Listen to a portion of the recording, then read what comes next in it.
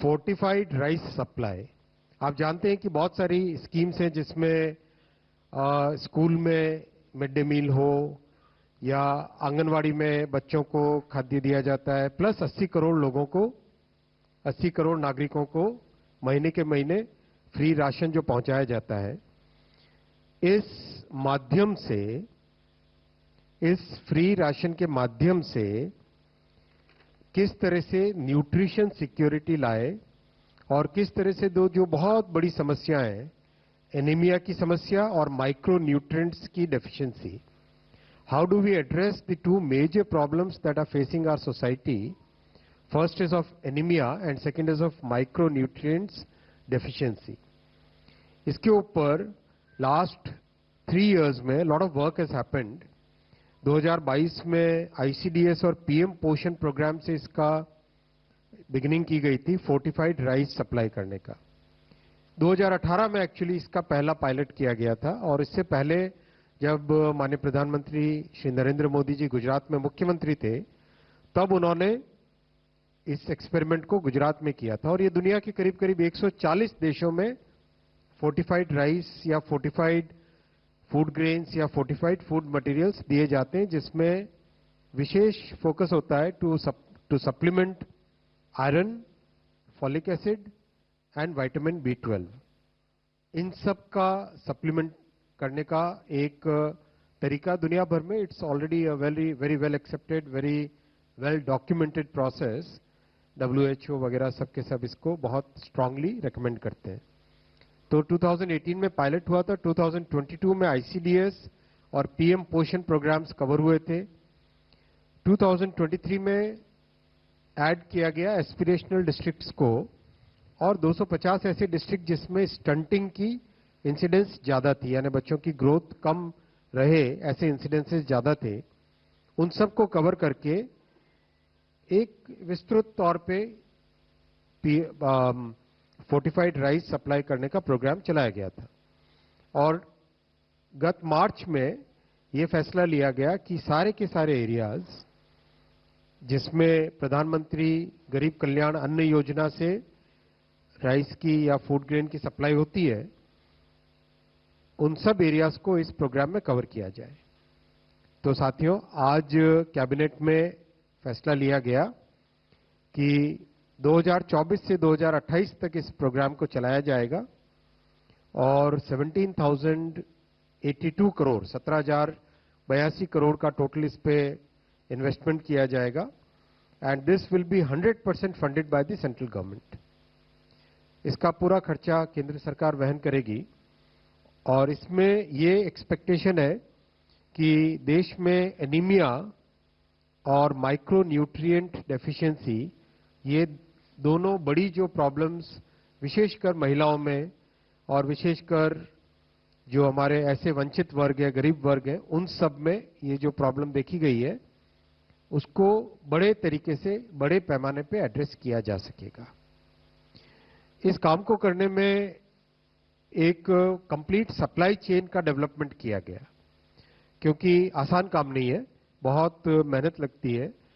Rice को fortify करने वाले मैन्युफैक्चरर्स, फिर राइस मिल्स जिसमें ये ब्लेंडिंग हो सके, प्री मिक्स मैन्युफैक्चरर्स, लेबोरेटरी जिसमें प्रॉपर टेस्टिंग हो सके, और विटामिन और मिनरल को प्री मिक्स करने में एग्जैक्ट क्वांटिटी आई कि नहीं आई, वो सब टेस्टिंग हो सके।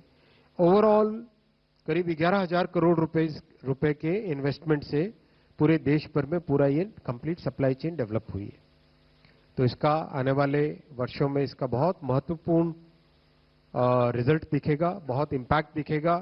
देश भर में जब सारा का सारा एरिया कवर हो रहा है तो देश में जो 50-60 वर्षों से जो प्रॉब्लम्स चली आ रही थी एनीमिया की और स्टंटेड ग्रोथ की, वो इससे सिग्निफिकेंटली दूर होगी। तो साथियों, ये इंक्लूसिव डेवलपमेंट का एक सबको समावेशी ग्रोथ का बहुत बड़ा एग्जाम्पल है और इसी भावना के साथ बहुत सारे प्रोग्राम्स आपने देखा पहले भी तैयार किए गए। सेकेंड बड़ा फैसला आज है विकास भी विरासत भी। आपने देखा कि डेवलपमेंट के बहुत सारे प्रोजेक्ट्स हाथ में लिए गए।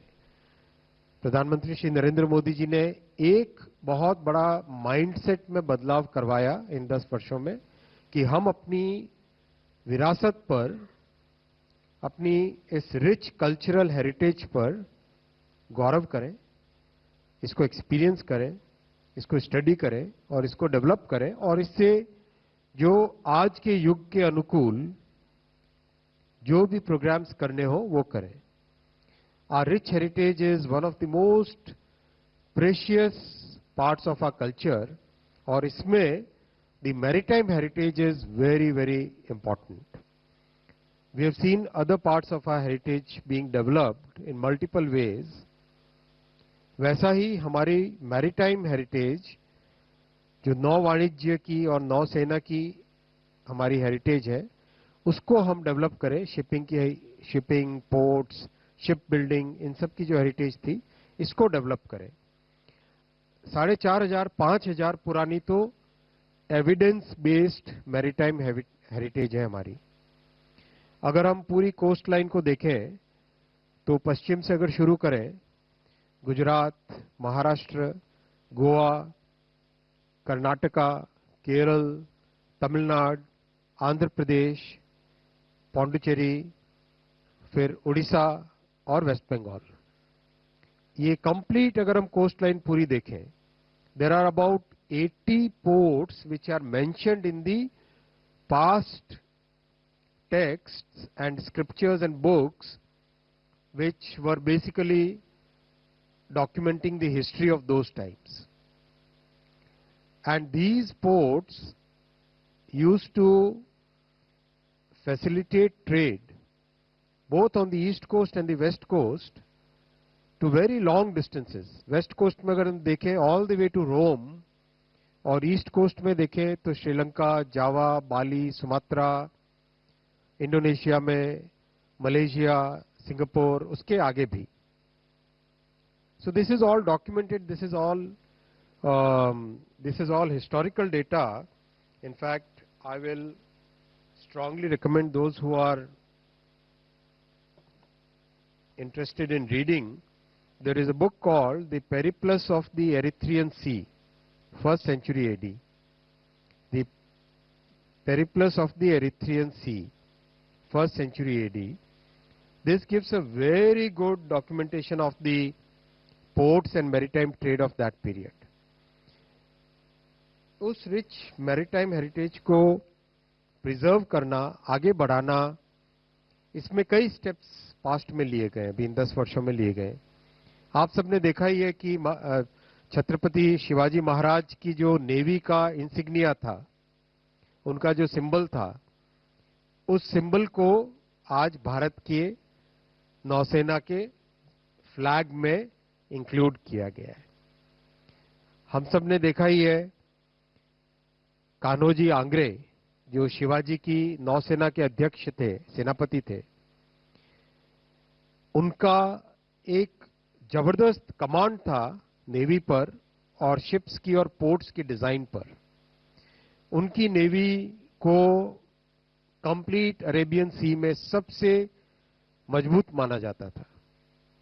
वैसे ही तमिलनाडु से चोलाज और पांड्याज के समय में all the way to Indonesia, all the way to Malaysia, and even beyond Singapore, the ships used to sail, and lots of cultural heritages spread across the world.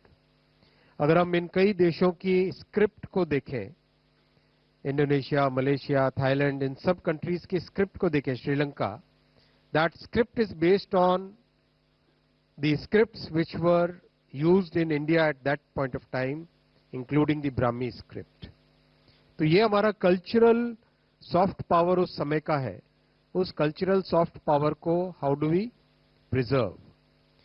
Orissa में 1600 में 1500 एडी में देयर आर डॉक्यूमेंटेड एविडेंसेस किस तरह से बाली यात्रा ships जाती थी, बालेश्वर से, कटक से, जगत सिंहपुर से, इन सब जगह से शिप्स जाती थी all the way to Bali, Sumatra, Sri Lanka, और ये सारी डॉक्यूमेंटेड एविडेंस है.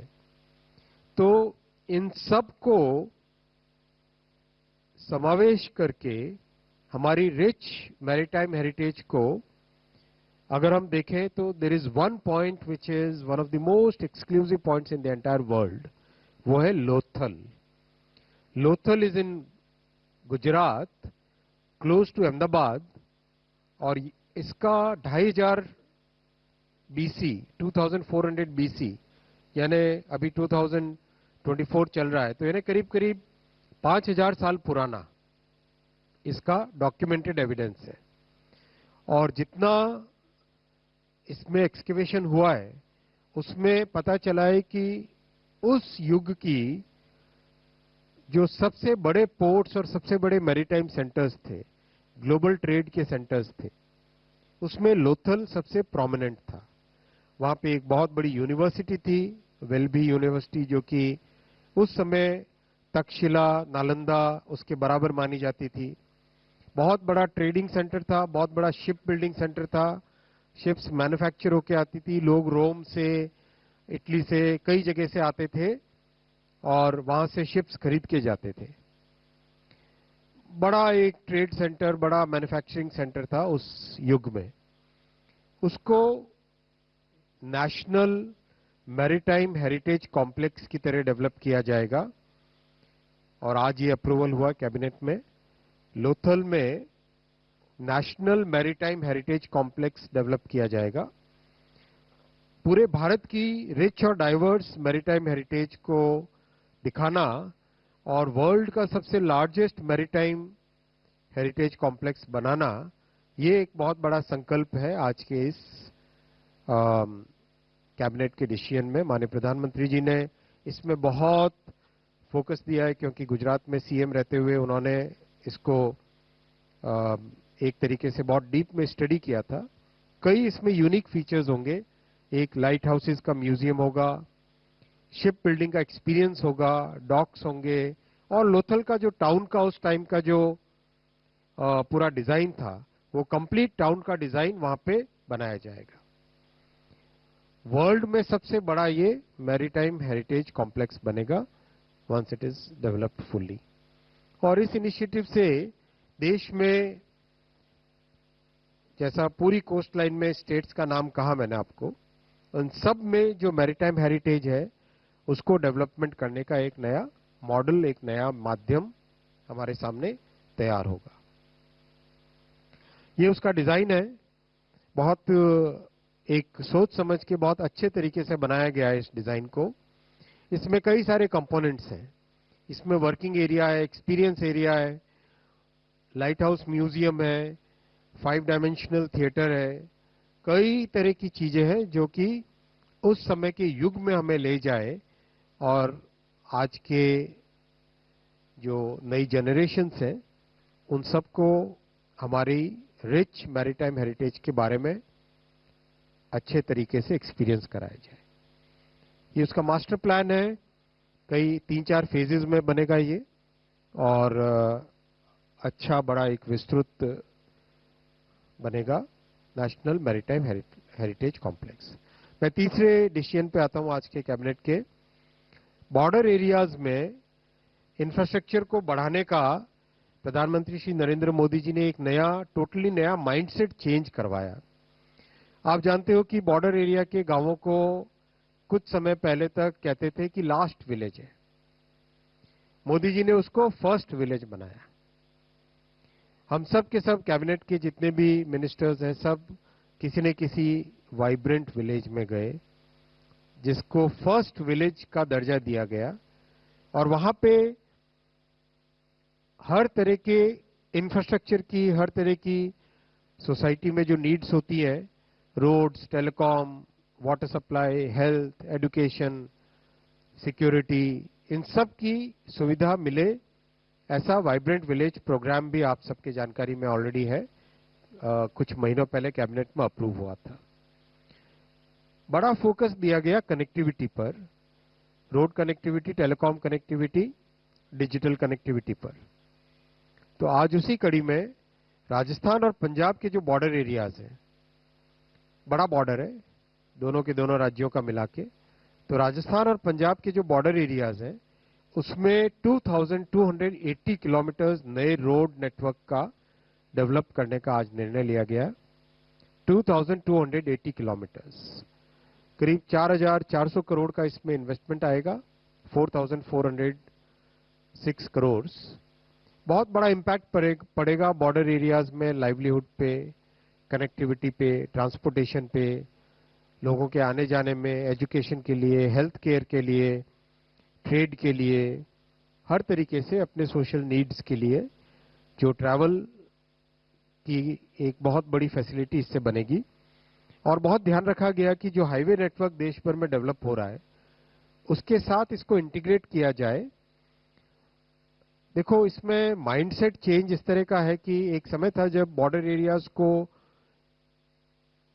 तत्कालीन सरकारें कभी भी इतना ध्यान नहीं देती थी और उसमें कई परवर्स आर्ग्यूमेंट्स भी किए जाते थे कि ये अगर डेवलप हो गया तो मैं इस कंट्रोवर्सी में नहीं जाना चाहूंगा, लेकिन इस तरह की आपकी जानकारी में है तत्कालीन सरकारों ने क्या माइंडसेट रखा था। तो अब उसके एकदम विपरीत है।